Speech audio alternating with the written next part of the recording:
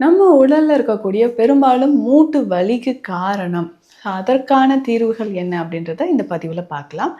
மூட்டு வலிக்கு பெரும்பாலும் காரணமாக இருப்பது நம்ம உடல்ல டாக்ஸின்ஸ். ஸோ இந்த கழிவுகள் அதிகமாக தேங்கும் பொழுது உடலில் இந்த மாதிரி வலிகள் மூட்டு வலி அப்படின்னு சொல்லும்போது இதுக்கு மேஜரா ஒரு காரணம் பார்த்தோம்னா யூரிக் ஆசிட். இந்த யூரிக் ஆசிட் லெவல் எப்படிங்க நம்ம உடல்ல குறைக்கிறது? எதனால இந்த யூரிக் ஆசிட் உடல்ல நமக்கு தேக்கம் ஏற்படுது? யார் யாருக்கெல்லாம் இது வருவதற்கான வாய்ப்பு இருக்கு அப்படின்னு இந்த மாதிரி இருக்கும்போது இதை எப்படிங்க சரி செய்யலாம்? மூட்டுக்களில் இருக்கக்கூடிய வலி, கால் பாதங்களில் இருக்கக்கூடிய வலி, குதிகாலில் ஏற்படக்கூடிய வலி, இதையெல்லாம் நம்ம எப்படிங்க சரி செய்யலாம்? அப்போ தொடர்ந்து நம்ம ஃபாலோ பண்ணக்கூடிய உணவு முறைகள் என்னென்ன அப்படின்றதும் நம்ம தெரிஞ்சுக்கணும். ரெகுலராக இந்த கஷாயம், ஏன்னா பல வருடங்களாக இது நம்ம ஒரு ஸ்பெஷல் மெடிசனாக நம்ம கிளினிக்கில் கொடுத்துட்ருக்குறோம். ஸோ இதை நம்ம ரெகுலராக ஃபாலோ பண்ணிக்கிட்டே வரும்பொழுது மூட்டுக்களில் இருக்கக்கூடிய வலியானது நமக்கு குறைய ஆரம்பிக்கும். யூரிக் ஆசிட் அதிகமாக இருக்கக்கூடிய யூரிக் ஆசிட், உடலில் இருக்கக்கூடிய தேவையற்ற கழிவுகள் இது வெளியேறதுக்கும் நமக்கு இது சிறந்த பலனை தருது அப்படின்னு சொல்லலாம்.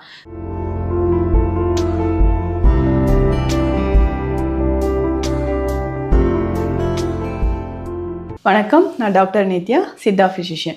நம்ம கிளினிக் தீக்ஷாலிம் சித்தா ஹெல்த் கேர், ஆதம்பாக்கம், சென்னை. நம்ம உடலில் இருக்கக்கூடிய பெரும்பாலும் மூட்டு வலிக்கு காரணம், அதற்கான தீர்வுகள் என்ன அப்படின்றத இந்த பதிவில் பார்க்கலாம். மூட்டு வலிக்கு பெரும்பாலும் காரணமாக இருப்பது நம்ம உடலில் டாக்ஸின்ஸ். ஸோ இந்த கழிவுகள் அதிகமாக தேங்கும் பொழுது உடலில் இந்த மாதிரி வலிகள் ஏற்படுது. மூட்டு வலி அப்படின்னு சொல்லும்போது இதுக்கு மேஜராக ஒரு காரணம் பார்த்தோம்னா யூரிக் ஆசிட். இந்த யூரிக் ஆசிட் லெவல் எப்படிங்க நம்ம உடல்ல குறைக்கிறது? எதனால இந்த யூரிக் ஆசிட் உடல்ல நமக்கு தேக்கம் ஏற்படுது? யார் யாருக்கெல்லாம் இது வருவதற்கான வாய்ப்பு இருக்கு அப்படின்னு தெரிஞ்சுக்கலாம். யூரிக் ஆசிட் லெவல் அதிகமாக இருந்ததுன்னா நிச்சயம் நமக்கு சிறுநீரகம் பாதிப்பு அடைவதற்கோ, நமக்கு ஜாயிண்ட்ல பெயின் வர்றதுக்கோ வாய்ப்பு இருக்கு. ஒரு சிலர் சொல்லுவாங்க, கை விரல்களை என்னால் மடக்கவே முடியல, அந்த அளவுக்கு வலி தெரியுது அப்படின்னு சொல்லுவாங்க. கை விரல்கள் மடக்கி நீட்டவே முடியல, ரொம்ப பெயினாக இருக்குது அப்படின்னு சொல்லுவாங்க. ஸோ இதற்கு காரணம் என்ன? நமக்கு ஜாயிண்டில் பெயின் இருக்குன்னா ரொமட்டாய்டு ஆர்த்ரைட்டிஸ் அப்படின்ற ஒரு கண்டிஷன், இந்த சரவாங்கி அல்லது முடக்குவாதம் அப்படின்னு சொல்கிறோம் இல்லைங்களா, இந்த பிரச்சனை. ஸோ இது இருந்ததுனா தான் கை விரல்கள் நம்மளால் ரொம்ப மடக்க முடியல, விரிஸ்ட்லலாம் பார்த்தோம்னா ரொம்ப வலி தெரியுது அப்படின்னு சொல்லுவாங்க. இதை நம்ம ரெகுலராக எப்படி நம்ம சரி செய்யலாம், என்னென்ன உணவு முறைகளை நம்ம ஃபாலோ பண்ணலாம், இதுதான் ரொம்ப முக்கியம். ஸோ இந்த யூரிக் ஆசிட் லெவல் அதிகமாகும் போதும் ரொமட்டாய்டு ஆர்த்ரைட்டிஸில் இருக்கிற மாதிரியே நமக்கு வலிகளும் அதிகமாகுது.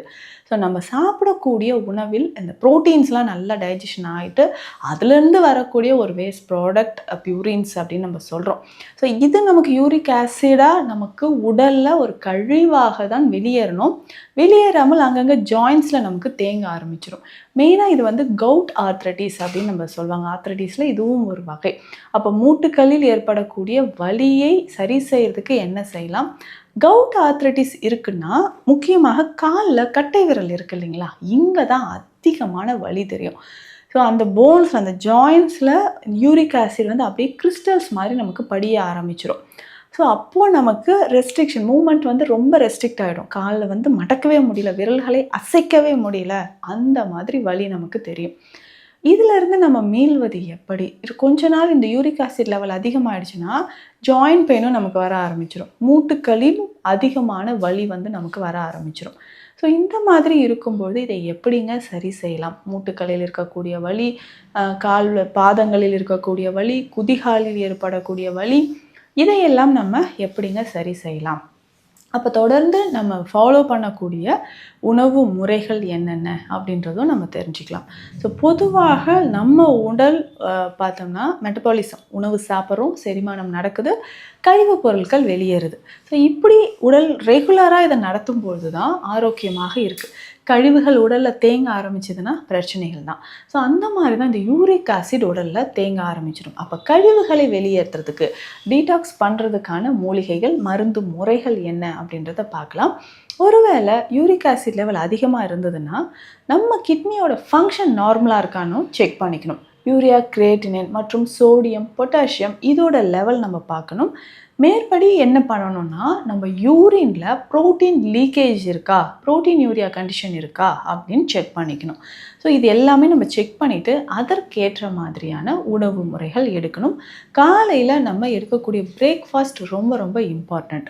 ஸோ இதில் வந்து ரொம்ப எண்ணெய் சார்ந்த உணவுகளோ, நெய் நிறைய சேர்த்து சாப்பிட்றது, காலையிலே ஹெவியாக நம்ம சாப்பிட்றது, இந்த மாதிரியான பழக்கத்தை நம்ம அவாய்ட் பண்ணிக்கணும். அப்போ ரெகுலராக நம்ம எடுக்கக்கூடியது கஞ்சி வகைகள். இதில் முக்கியமாக பார்லி ரைஸ் ரொம்ப முக்கியம். கேழ்வரகு கஞ்சியாக எடுத்தாலும் ரொம்ப நல்லது. ஸோ பார்லி ரொம்ப நல்லது, கேழ்வரகு நம்ம எடுத்துக்கலாம், கஞ்சி மாதிரி நம்ம குடிச்சிட்டு வரலாம். ஸோ இந்த மாதிரி எடுக்கும்போது உடல் கழிவுகள் நமக்கு வெளியேற ஆரம்பிக்கும். இதில் முக்கியமாக பார்த்தோம்னா உணவு முறையில் இல்லை, இதை தண்ணீராக கஷாயமாக கூட நம்ம குடிச்சிக்கலாம். ஏலக்காய், லவங்கப்பட்டை, அன்னாச்சி பூ அப்படின்னு சொல்கிறோம் இல்லைங்களா, இது நம்ம மசாலா பொருட்கள்லாம் சேர்த்துருப்போம், ஸ்டார் ஃப்ளவர் அப்படின்னு சொல்லுவோம். இந்த அன்னாச்சி பூ இது 3ம் சேர்த்து நம்ம பொடி பண்ணி வச்சுட்டு, ரொம்ப கூட வேண்டாம், ஒரு 1/2 ஸ்பூன் அளவுக்கு தண்ணீரில் போட்டு பாயில் பண்ணிக்கலாம். ஸோ 2 கிளாஸ் தண்ணீரில் 1/2 ஸ்பூன் அளவு போட்டு பாயில் பண்ணிவிட்டு, இந்த தண்ணீரை ஒரு நாளைக்கு ஒரு வேளை குடித்தால் கூட போதும். என்னென்னா அந்த யூரிக் ஆசிட் லெவலை இது வெளியேற்றிக்கிட்டே இருக்கும். ஸோ யூரிக் ஆசிட் வெளியேற்றும் நம்ம உடலில் இருக்கக்கூடிய கழிவையும், குடல் பகுதியில் இருக்கக்கூடிய கழிவையும் இது வெளியேற்றுது. ஸோ ரெகுலராக இதை நம்ம குடிச்சிட்டே இருக்கணும். உணவு முறையில் அதிகமான புரோட்டீன் மற்றும் உப்பு சார்ந்த உணவுகளை அவாய்ட் பண்ணணும். கடல் சார்ந்த உணவுகள், சீ ஃபுட்ஸ், மொத்தமாக நான்வெஜ் அவாய்ட் பண்ணால் சீக்கிரமாக நமக்கு ரிசல்ட் இருக்கும். அதே மாதிரி ஆல்கஹால் ஹேபிட் இருந்தால் அதை நம்ம குறைச்சிக்கணும். ஃப்ரோசன் ஃபுட்டு, ஸோ ரொம்ப பதப்படுத்தப்பட்ட உணவுகள் சாப்பிட்றதையும் நம்ம தவிர்த்துக்கணும். இது எல்லாமே யூரிக் ஆசிட் லெவல் நம்ம ஜாயின்ஸில் வர்றதுக்கான வாய்ப்புகள் இருக்குது. அதை நம்ம கிளியராக பார்த்துக்கணும். இதற்கான சித்த மருந்துகள் அப்படின்னு சொல்லும்போது முக்கியமாக மாவிலங்கப்பட்டை, மருதம்பட்டை நமக்கு பயன்படுது. இந்த 2 மூலிகை, இந்த 2 மரப்பட்டைகளும் இதனோடு சேர்த்து சில மூலிகைகள் நம்ம பயன்படுத்தணும். ஒன்று ஜாதிக்காய், ஜாதிக்காய் எடுத்துக்கணும். மாசிப்பத்திரி இதற்கு தேவைப்படுது, வால்மிளகு தேவைப்படுது. இத்தனை மூலிகைகள் சேர்ந்து இதை கஷாயமாக நம்ம பயன்படுத்தணும். ஸோ ரெகுலராக இந்த கஷாயம், ஏன்னா பல வருடங்களாக இது நம்ம ஒரு ஸ்பெஷல் மெடிசனாக நம்ம கிளினிக்கில் கொடுத்துட்ருக்குறோம். ஸோ இதை நம்ம ரெகுலராக ஃபாலோ பண்ணிக்கிட்டே வரும்பொழுது மூட்டுக்களில் இருக்கக்கூடிய வலியானது நமக்கு குறைய ஆரம்பிக்கும். யூரிக் ஆசிட் அதிகமாக இருக்கக்கூடிய யூரிக் ஆசிட், உடலில் இருக்கக்கூடிய தேவையற்ற கழிவுகள் இது வெளியேறதுக்கும் நமக்கு இது சிறந்த பலனை தருது அப்படின்னு சொல்லலாம். ஸோ யூரிக் ஆசிட் லெவல் இருக்குது, அதிகமாக இருக்குது, இல்லை நம்ம ஜாயின்ஸில் பெயின் ரொம்ப சிவியராக இருக்குது அப்படின்னா இந்த மாதிரியான மருத்துவ குறிப்புகளை நீங்கள் ஃபாலோ பண்ணுங்கள். சித்த மருத்துவத்திலும் இதற்கான தீர்வுகள் இருக்குது. இது தொடர்பான மருத்துவ ஆலோசனைகளுக்கு ஸ்க்ரீனில் இருக்கிற நம்பருக்கு காண்டாக்ட் பண்ணுங்கள். நன்றி.